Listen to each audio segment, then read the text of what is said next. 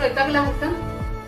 कारण बरेच वेळेला आपल्याला आवडलेली इमेज आपण सेव्ह करायला जातो आणि ती वेब पेज म्हणून होते.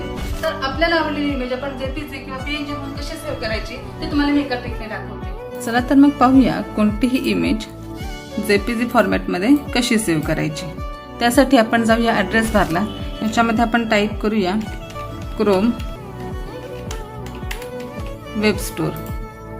इथे क्रोम वेब स्टोरला आपण क्लिक करूया आणि त्यानंतर इथे आपण सर्च करूया सेव्ह इमेज ॲज टाईप. हे बघा इथे ऑटोमॅटिकली आलंय. आपण इथे क्लिक करूया आणि ह्याला ॲड टू क्रोमला क्लिक करूया.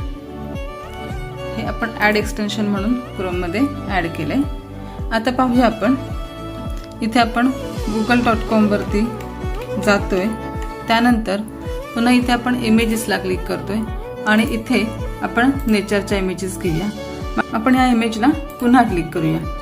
आता ही इमेज आपण ज्या वेळेला सेव्ह करत होतो त्यावेळेला आपल्याला ही इमेज वेब फाईल म्हणून सेव्ह होत होती.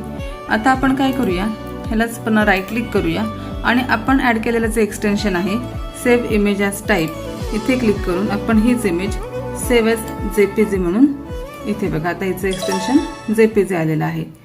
तर तुम्हाला आवडली का आजची ट्रिक? तुम्ही सुद्धा तुम्हाला आवडलेले इमेजेस गुगलमधून डाउनलोड करू शकता. पण एक गोष्ट नक्की लक्षात ठेवा, जर कॉपीराइट इमेजेस असतील म्हणजेच कोणाच्या मालकीच्या इमेजेस असतील तर आर्टिस्टना क्रेडिट द्यायला नक्की विसरू नका. त्याचबरोबर माझ्या व्हिडिओजना लाईक करायला सुद्धा विसरू नका. कमेंट्स नक्की करा आणि चॅनलला सबस्क्राईब आणि फॉलो सुद्धा करा.